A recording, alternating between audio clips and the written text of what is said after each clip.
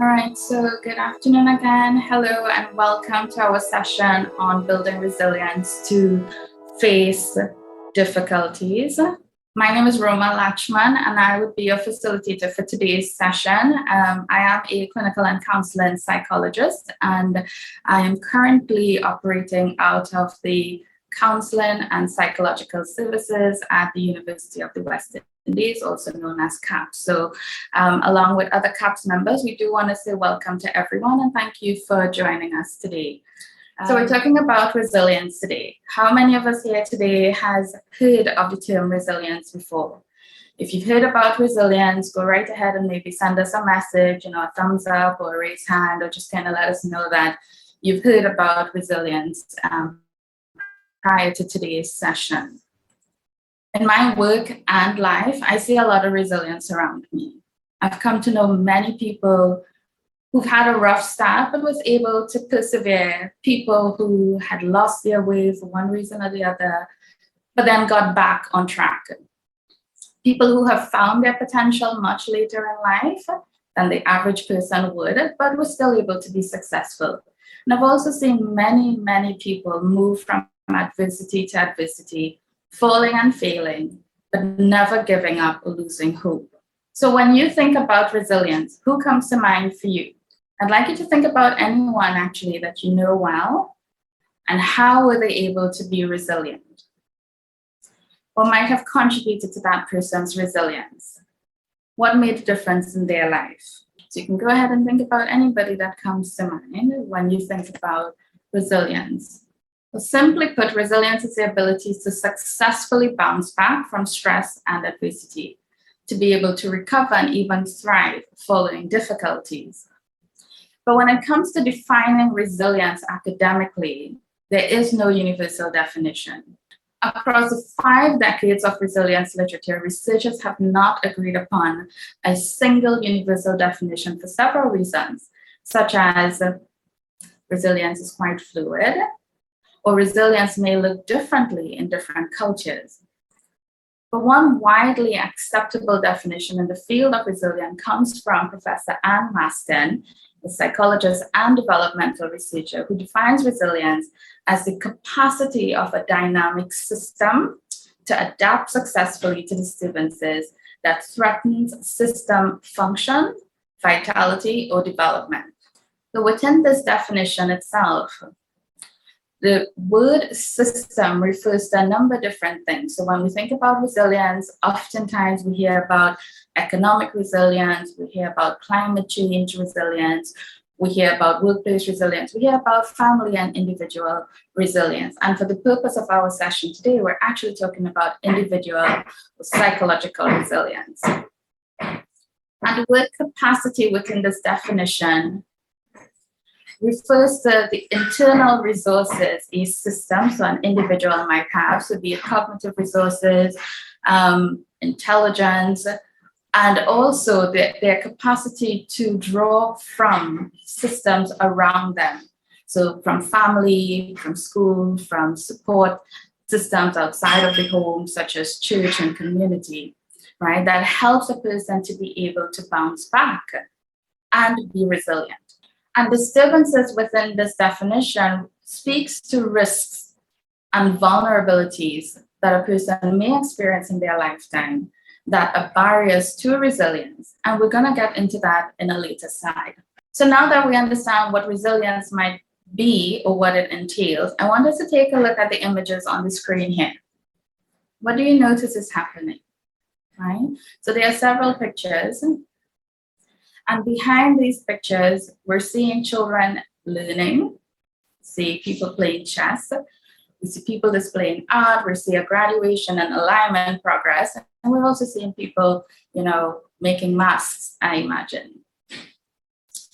But the stories behind these images aren't just about what people are doing in that moment. It's actually about what they've experienced and survived or might continue to survive, such as natural disasters, as in the case of the flooding. And I don't know how many of us remember the Greenville flooding a few years back. And we've also seen people who, in these 3 photos, are currently incarcerated at that time, so either in one of the prisons. And what we see happening in these videos, in these images actually, is that incarceration, migration, and also natural disasters, which can all affect a person's functioning and development, we see people thriving. So from your perspective, do you think things like incarceration and migration and natural disasters affect our ability to be resilient? And so again, you can go right ahead and type into the chat, yes, those things might threaten a person's survival and functioning, or no, it actually doesn't. So we'd like to hear from you. But from these stories and images, we see that when we think about resilience, we do think about risks and adaptation, right? We're thinking about people who are doing, when we think about people who are doing well in life, but not experiencing adversity, well, we think about them as generally healthy individuals, people who can, go through life, function daily. But when we think about someone who is doing well despite adversity, so having to migrate, experiencing natural disasters, or being in prison, for example, we think of those people as resilient. And that's because resilience is something that is happening when there is a significant threat to a person's life, development, and functioning, just like we saw in Dr. Masten's definition. The risk of adversity is so great that it threatens their very survival, their future development, and their ability to function well in daily life. So a person's ability to bounce back and successfully adapt from those circumstances will be described as resilient. Now, despite the adversity that they may have experienced, we see inmates graduating from YTRC. We see prisoners showing passion and purpose through arts and talents like playing chess. And we see that when the time calls for it, people can pool together resources and skills to make masks so that prisoners can remain safe amongst the pandemic. And we also see where the influx of migrant children in our country today are going to adjust and adapt, hopefully healthily, into their new spaces and new homes. And that no matter what, right, even through natural disasters, people who are displaced or otherwise inconvenienced, they're able to bounce back. So all of these images here on this slide represents resilience in action. So earlier I mentioned risks. And when we talk about resilience, risk and protective factors are always going to be mentioned. Years of resilience research has concluded that there are certain influences that do impact our resilience, and that there are, as those listed on this, my left side of the screen. And so we see that in terms of risk, trauma, malnutrition, poverty, toxic stress, and even living in high-risk communities can influence a person's resilience. Likewise, when people do experience adversities and risks, there are protective factors that can help them to bounce back. And some of those protective factors can be things like capable parenting, right? Supportive families and healthy relationships, where a person might have intelligence and education that they can help to rationalize and reason, where they might have internal resources that helps with self-control and to maintain self-confidence and this idea that they can do well. And we often see that people who are hopeful, people who maintain faith, people who keep a positive outlook on life, and those who are culturally, religiously, or spiritually inclined tend to be more resilient. So these elements, these influences can buffer and protect us when risk and adversities are experienced. So at this time, I'm going to pause here for a few minutes, and I'm going to ask you to answer these following questions. Now, you don't have to share your answers with anyone, but I would like you to think about your own level of resilience at this time. So I have on the screen a brief resilience scale. There are 6 questions. And on a scale of 1 to 5, 1 being strongly agree, 1 being strongly disagree and 5 being strongly agree, I'd like you to take the next few minutes to think about how you'd answer each question. And I'd like you to write that down so that we can sum that score and also find out where your level of resilience lies. So in the next minute or two, just go ahead and grab a piece of paper and a pen. And for each item, I'd like you to write down the number that you would rate yourself on for each question. So I tend to bounce back quickly after hard times. Do you 1, strongly disagree, 2, disagree, 3, is it a neutral answer, 4, agree, or 5, strongly agree? So go ahead and answer those 6 questions, just writing down each answer, keeping your answers close by. So moving on. Yes, you can. All right, great, thank you. All right, so let's think about scoring. So to get our final and total score, for each number that you've identified, we're going to sum all of that. So we're just adding the numbers of all 6 questions. And once you get the sum total of all 6 questions, we're going to divide that number by 6. So if you need to pull out your calculator, go right ahead and do so. If you have a math brain, go right ahead and use that. And so once you sum total number of scores and divided it by 6, your scores are likely going to fall in one out of these 3 ranges. Right? So if your score falls anywhere between the number 3 to 3.5, let's say, right? So 3.30, then your level of resilience is within the average range, right? So what that means is that, you're displaying resilience, you've been able to bounce back, etc. If your number is below 3, then what that means is that your score is resting within the lower level of resilience. So maybe you've been able to bounce back sometimes, or maybe you struggle with bouncing back. And if your number is 4.31 and above, then your strengths in being resilient lie within that higher functioning range. And so you do well in adapting. You might be quite flexible. Problems are not necessarily easy, but you do overcome them, with effort. Yeah? So you can go ahead and just take a note of where your score falls. Are you in the low resilience level, the normal resilience level, or are you in the higher resilience levels? And we'll talk a little bit more about the scores in a later session. So we've identified, a working definition of resilience, right? We spoke a little bit about, resilience in action and how we can see resilience around us. Yeah? And we also evaluated our own level of resilience at this point in time. So we're talking about resilience, but why is resilience important? Why does it matter? Well, without resilience, people can feel overwhelmed, often turn to unhelpful coping strategies, such as drugs and alcohol, or they're likely to have disruptions to their psychosocial and emotional functioning. Right?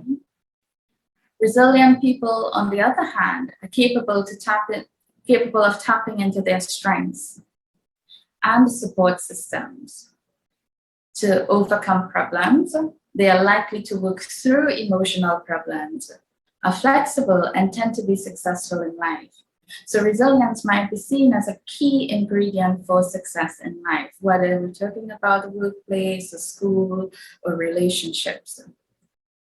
So earlier I mentioned when we talk about resilience, it's often in the context of risks and adversities. And as young adults and university students in particular, being resilient can help you to face numerous adverse situations or challenges that you may encounter, right? And what might some of those challenges be? If anybody wants to share in the chat, go ahead and let us know what are some of the challenges that you're currently experiencing as a young adult, as a university student. But overall, sometimes most of the challenges that people like yourself might encounter in the areas of relationships, family problems, balancing work and life, or maybe schoolwork and life, academic challenges, trauma, grief, mental health issues, even transitioning through phases such as moving from high school to university, change in peer groups, loss of friendships, new friendships, connecting with people outside of home. And for some of us, maybe leaving home itself can be quite a difficult stressor, right? So leaving home, having to live independently, so renting for the first time, living on hall or living with roommates, all of those can be conflicts that young persons like yourself typically navigate at this point. So being resilient can help you to navigate new experiences and enhances your problem-solving skills. It helps you to learn and to grow, creating positive mindsets so that you can be successful in school, in the workplace, and in your relationships. But there are variations in the risks we experience and our ability to bounce back. So resilience may not look the same for any two persons, right? So if you were going through a problem and your friend was going through a problem, right, both of you might experience that same problem or risk differently, so variations within the risk.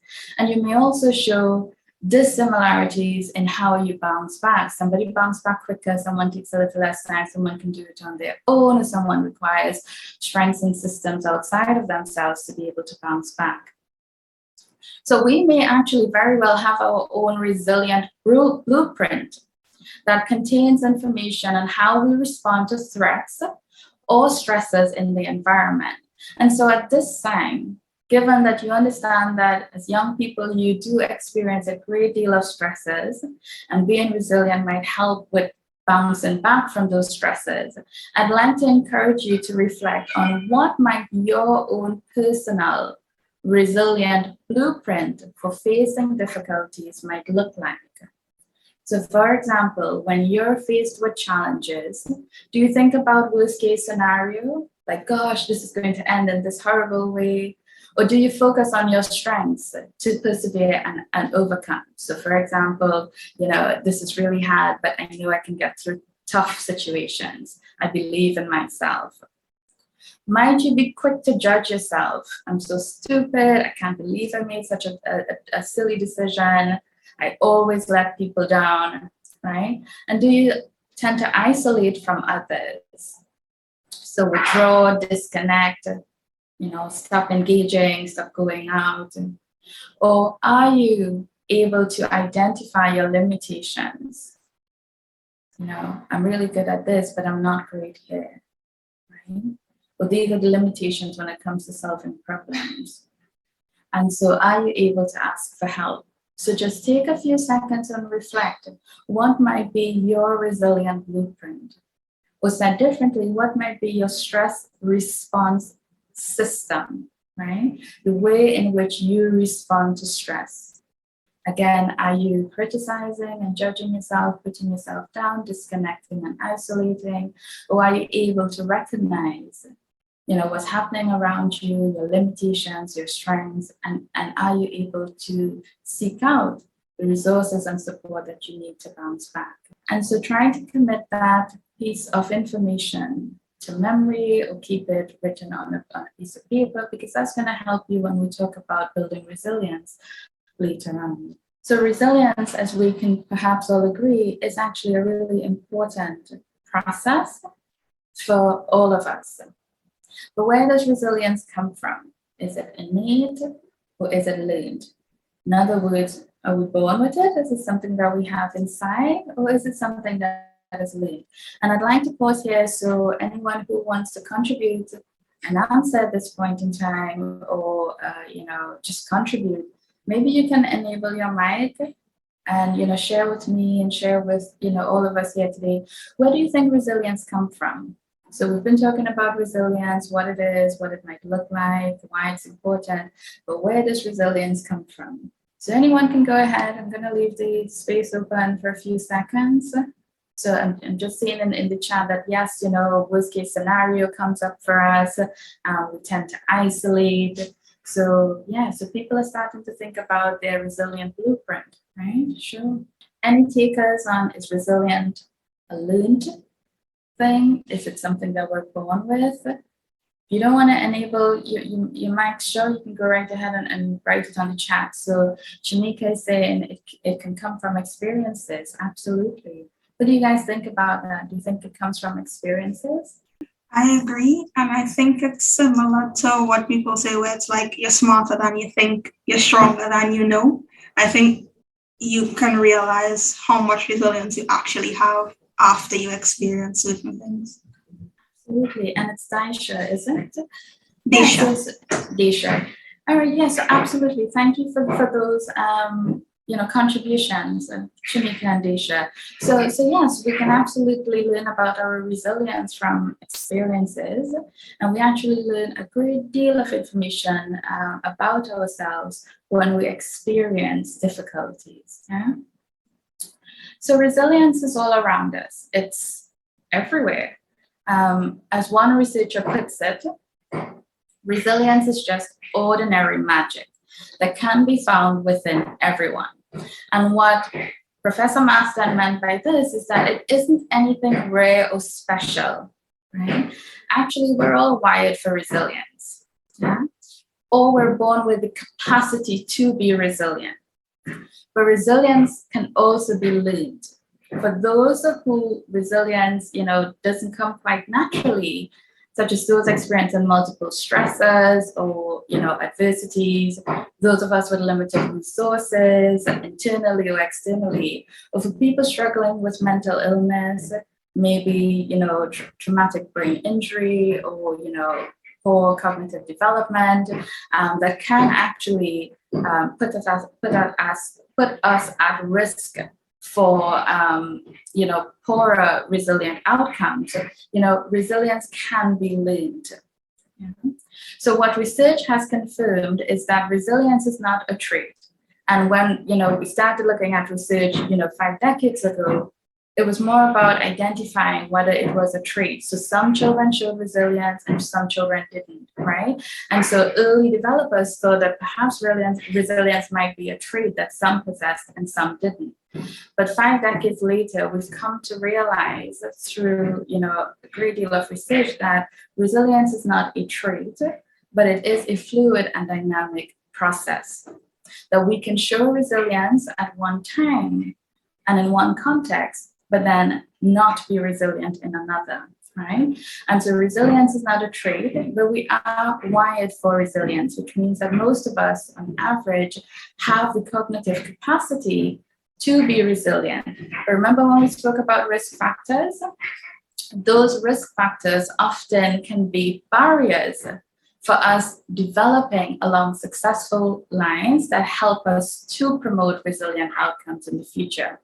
So let's take a closer look at some resilient stories of famous people that I hope you know, else I'll be feeling really old, right?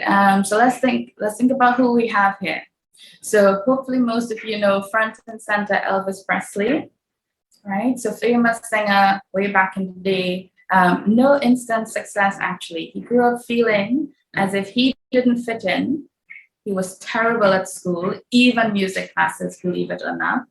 And his journey as a musician was awful, right? He would even have to drive trucks for a living, right? His music career wasn't taking off. But then he didn't give up, right? He didn't give up on his dreams, kept on pursuing, playing gigs, going into studio recording until in 1956, his album Elvis launched in a big way from him, right? And took him to fame, popularity, and all of that good thing. So he is one person who might have had it pretty rough starting off, but didn't give up on his dream of becoming a musician. And then we have Michael Jordan. Most of you might know the famous basketball player. And Michael Jordan always says, that the successful athlete that he is today is because of all of his missed shots. So every time he would miss a shot in court or in practice, that would actually contribute to him being even more successful, right? So, fact about Michael Jordan, actually, he was a dropout from high school, his high school team, and coaches, called him a slacker. But he didn't let that get him down. Instead, he kept on practicing and eventually ended up on the Chicago Bulls, right? Michael Jordan says, never give up.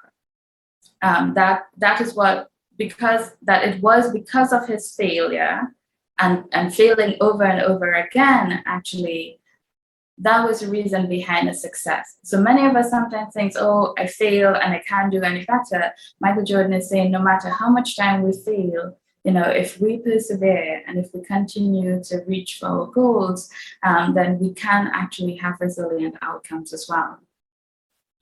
And so Oprah Winfrey, right, one of the richest and perhaps most loved women alive today, grew up in a poor and mistreated home.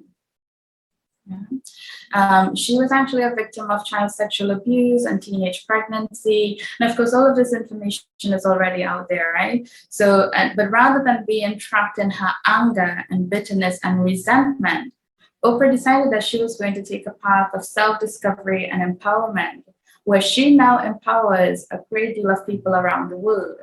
So according to Oprah, her traumas that she experienced earlier in life contributed to her ability to be compassionate and to be strong.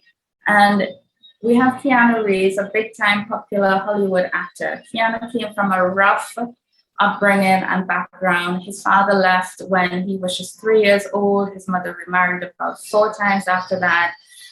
He constantly had to change schools as a child and eventually dropped out from high school due to depression when he was about 17. When things started to get better for Keanu later in life, his baby died at 8 months, and not a year later, the woman that he loved also passed away.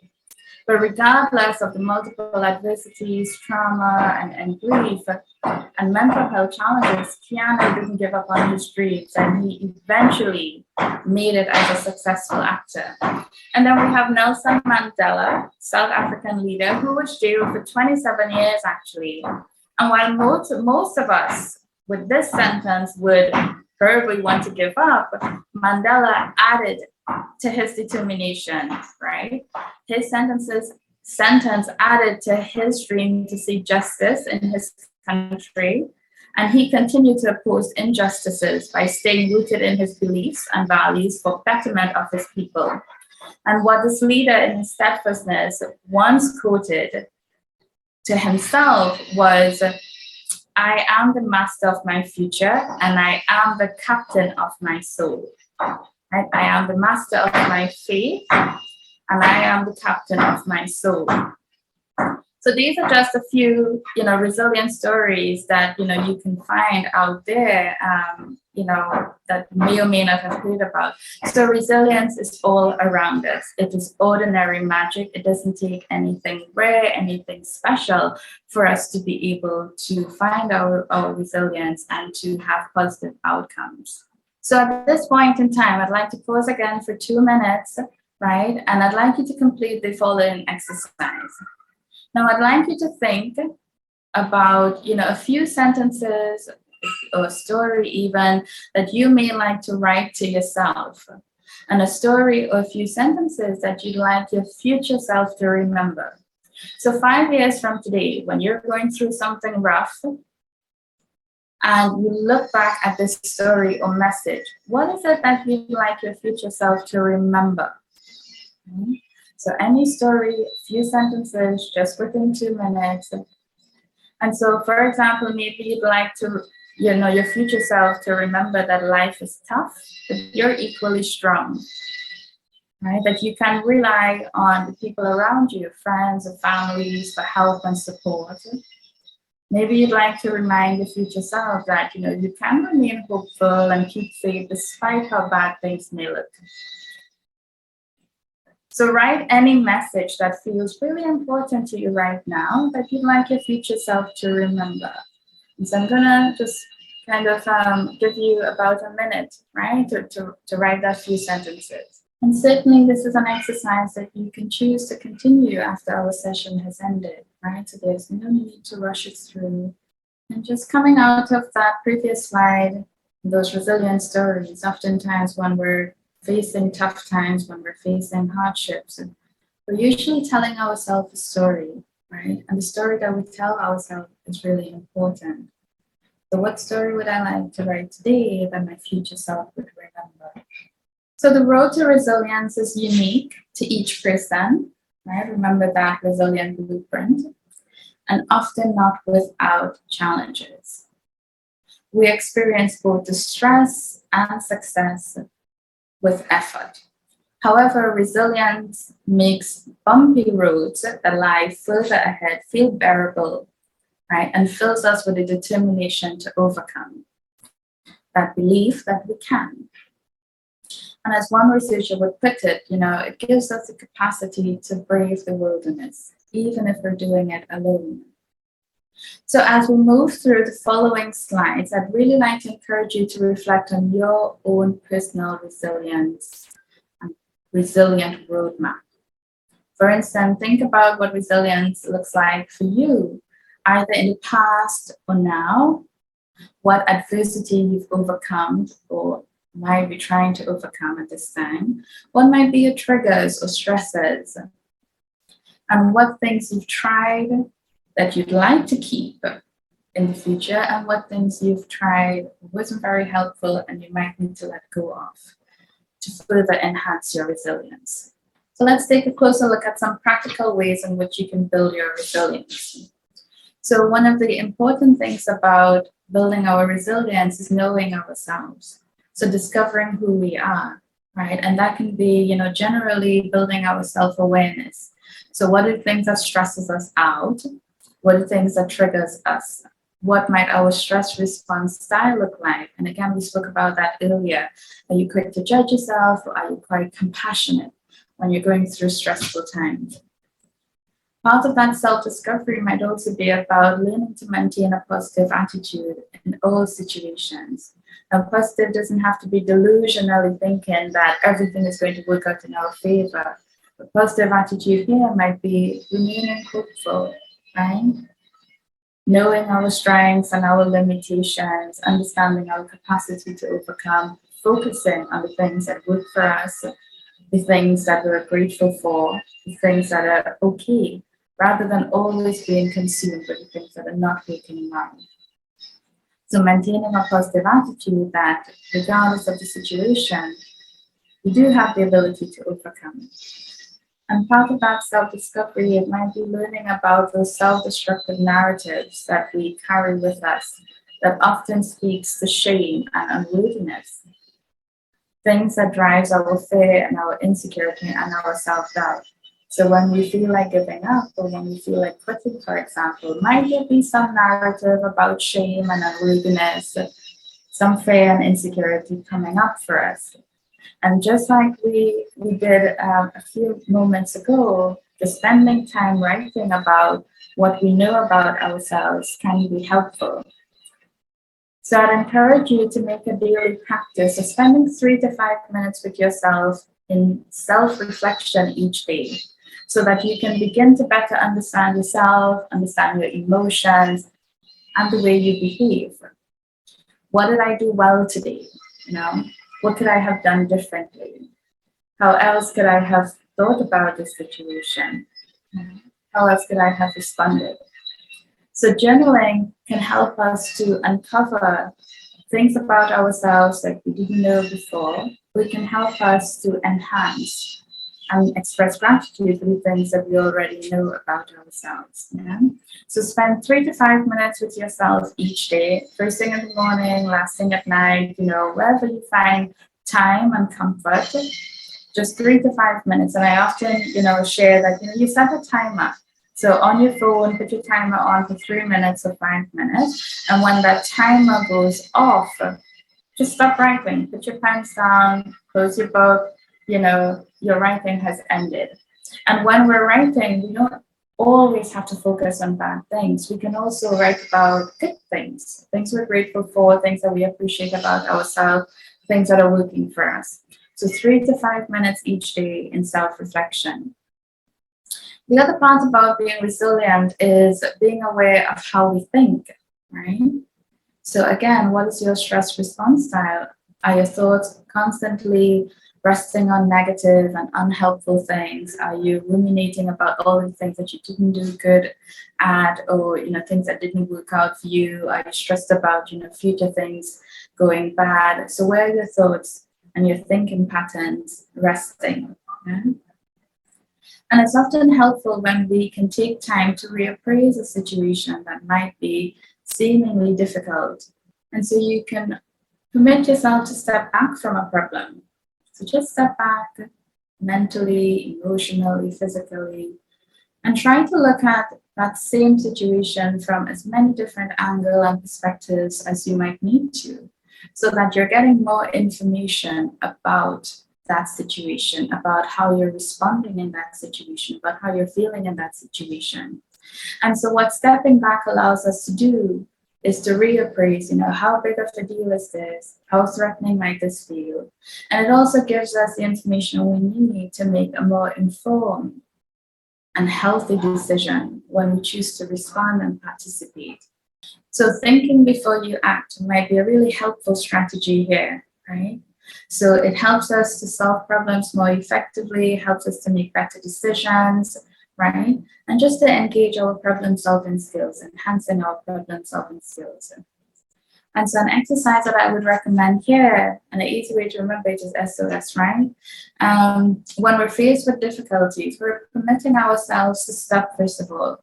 And so we may just pause. If you're at your desk working, you may just choose to stop what you're doing. If you're watching TV, maybe, pause your movie for a little bit. If you're reading, maybe stop that, put your phone away. Just pause, physically and mentally pause. And when you stop, just pay attention, observe and notice what is happening right now. What is happening inside of you? Are your thoughts racing? Has there been any physiological changes? Are your heart racing, breathing restricted? And what's happening outside of you? Someone is arguing, you just got a bad grade, whatever it might be. Observe and notice what's happening in and outside of you. And once you're able to appraise that situation, once you're able to get information about what's going on inside and outside of you, choose a healthy and helpful way to participate. Do I need to respond now, or can I respond in the morning? Yeah? And if I am going to respond, what is it that I would like to say?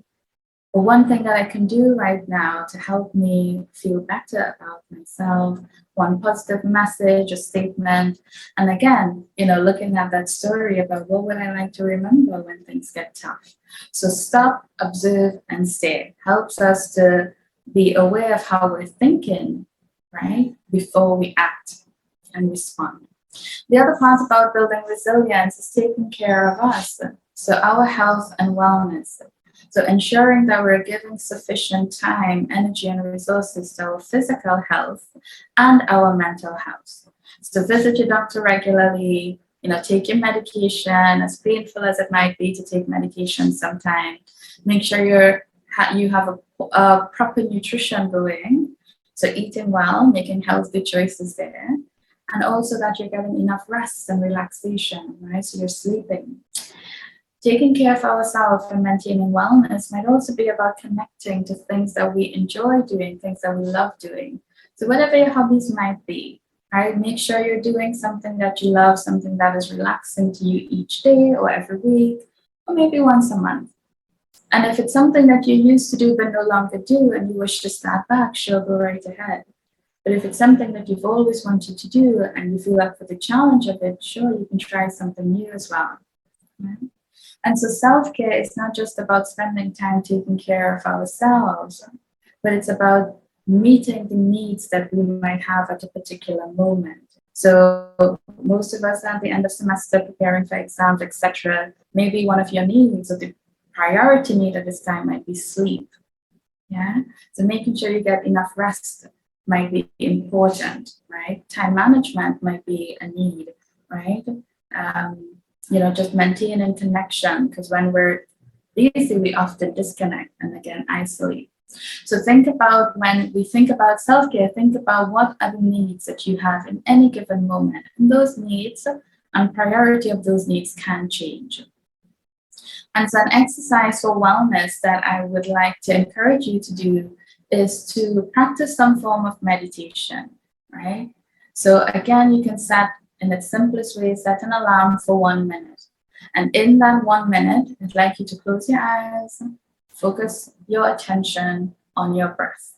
And that's all that you're doing, closing your eyes and Placing your attention, resting your awareness on your breath. Just noticing air going in, air going out, air going in, air going out. And when the timer goes off at 1 minute, you open your eyes and you can go back to doing whatever you want to do. Now, if this feels like a comfortable practice, sure, you can increase the time. So from 1 minute, maybe 3 minutes, 5 minutes. And you can also explore other meditation exercises that you can find, on YouTube or, on the internet, or that a friend might be participating in, or something that might be happening on campus. But meditation can help us in that earlier exercise of slowing down and observing and being patient with ourselves. But it can also help us in terms of increasing and promoting wellness and stress reduction. So start with 1 minute meditation, focusing on the breath, and then as you're comfortable, you can go right ahead and increase that time. And the last part about, building resilience is about maintaining connection, right?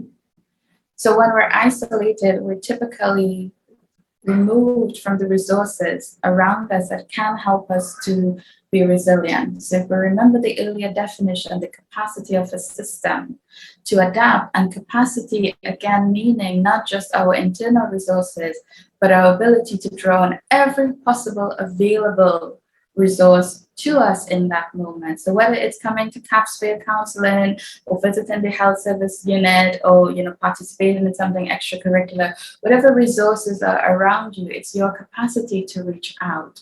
Yeah. So maintain healthy relationships.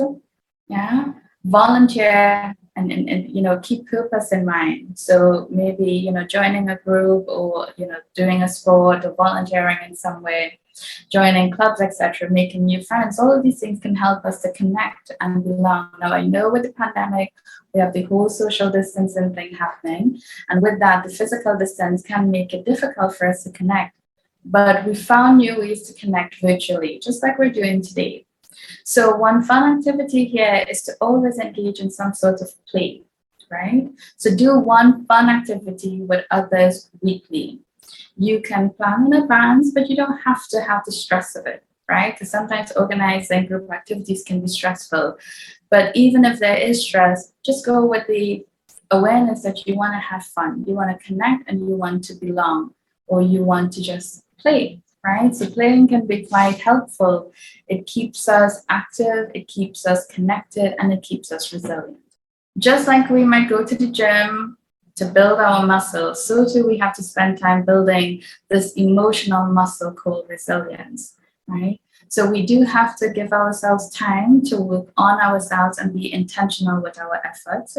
We have to focus on our strengths, learn from mistakes, let go of past mistakes, show gratitude and hope, be authentic, and know our own worth.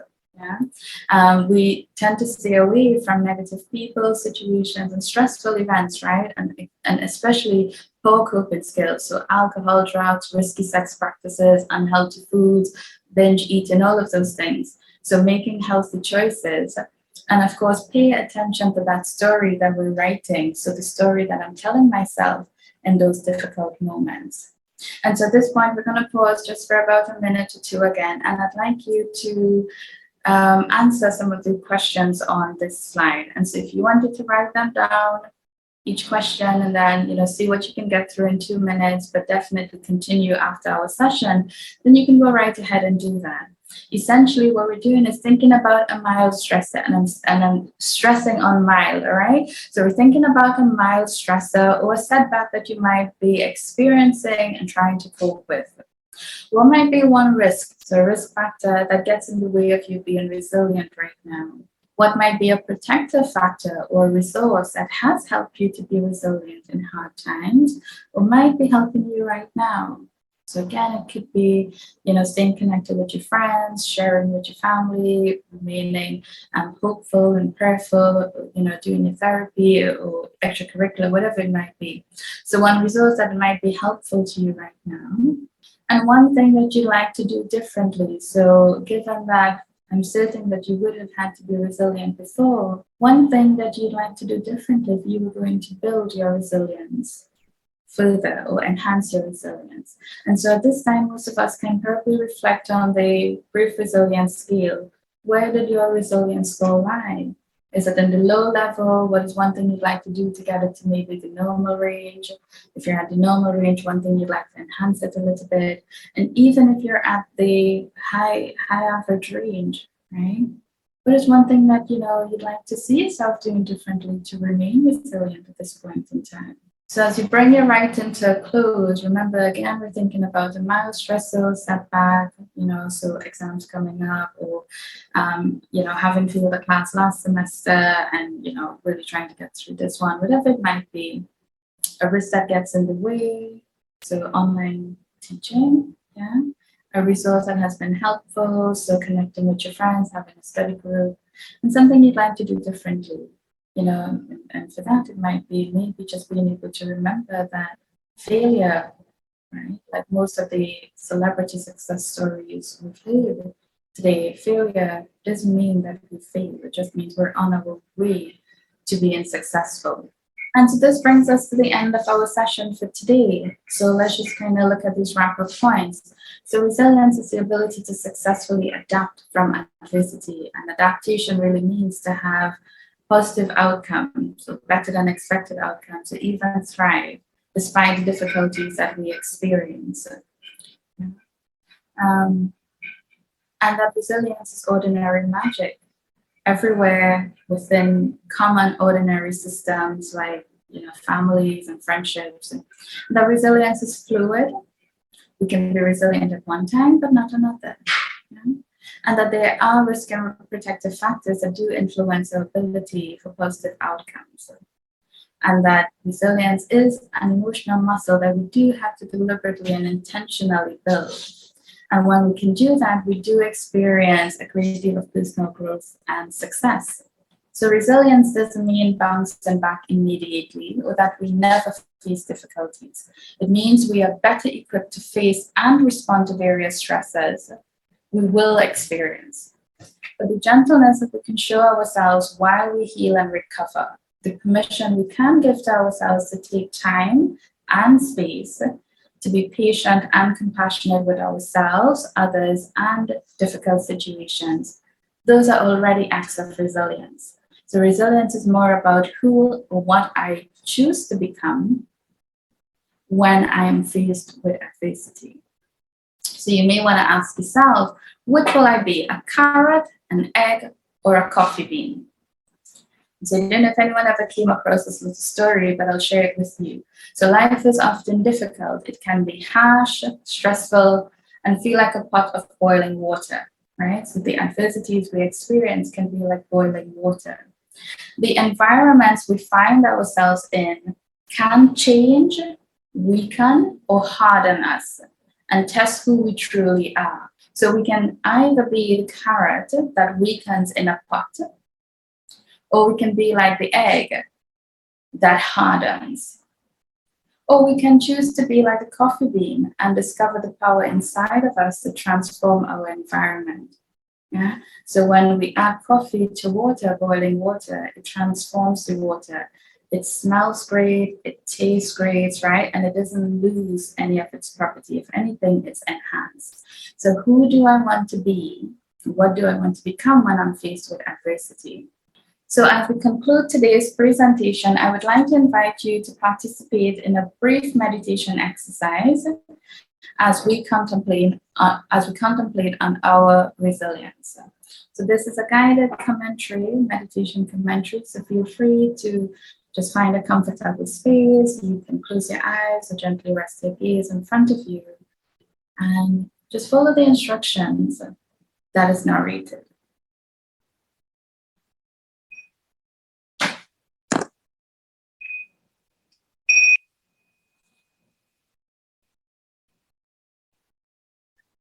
Sitting or standing, make sure you are comfortable.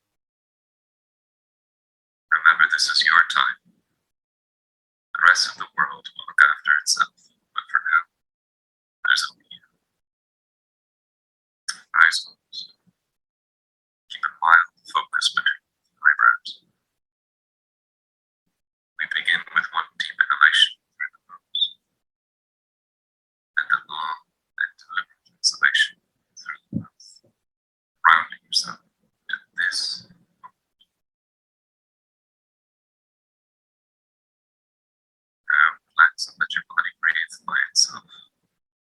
There's no need to do anything. Just feel your body breathe as it finds its own measure. Watch as feel the coolness of the air as you breathe in. Feel the warmth of your breath as you breathe out. Notice that the temperature changes as you breathe in. Warmth as you breathe out. All the while never interfering with the breath. Breathing in the coolness. Breathing out. Breathing a sense of letting go. Body, mind, letting go. Breathing in the coolness. Out.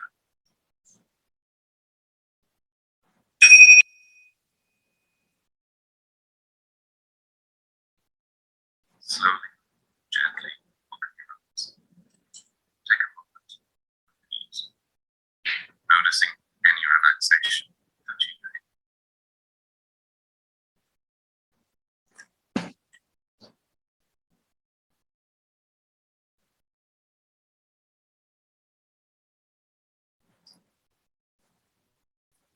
Right, so this brings us to the end of our presentation on building resilience to face difficulties. I will take any questions that you have, so you can feel free to either type it in the chat or enable your mic at this time. And while you think about your questions, I do want to remind you that we have our third and final wellness session, Thoughtful Thursday session, scheduled for the 5th of May. And that topic on that day would be self-care in difficult times. So we focused a little bit about how important self-care might be to building resilience today. So if you want to learn a little bit more, please do join us on Thursday, the 5th of May at 2 p.m. to learn more on how you can take care of yourself, right? So self-care in difficult times. So I can open the floor to any questions. And I'm just going to leave this slide up here while I take your questions. If anybody wants to take the information down, you can go right ahead and do that. So again, feel free to enable your mic. Let us know if you have any questions, comments, feedback that you'd like us to have today. Yeah, so I'm seeing a few people here. If anyone wants to share. If not, we can verbally conclude at this time. Hi, good afternoon. Hi, good afternoon. I just want to say that this was a very informative session. Especially what stood out for me would have been the SOS in terms of stopping, observing, and staring. So I think it's timely in a sense that you would have hosted this type of session with us. So I must say thank you very much to you and to sharing with us these key tips that would help with resilience, because it's sometimes very challenging to juggle everything at the same time. And of course, the different experiences that come our way, they come with their varying levels of stresses, so looking at it from different perspectives and even using the SOS as an example, would help me in a sense not to be thrown off base in a sense, but rather to find a way of coping with the situation and growing from it, because we don't have control over everything in life. It isn't a perfect world, but we are faced with so many different dynamics on a day-to-day basis. So thank you so much for sharing the tips, the exercises 1 through 4, but the one that stood out for me was the SOS. Thank you, Janika. I am happy that this session proved useful for you, and I'm glad that you found something that resonated and that you can take away. So thank you for participating. Thank you for joining us. So if we don't have any other questions, I think that we may stop at this point in time. So thanks again for showing up and participating, and we hope to see you guys again on the 5th of May.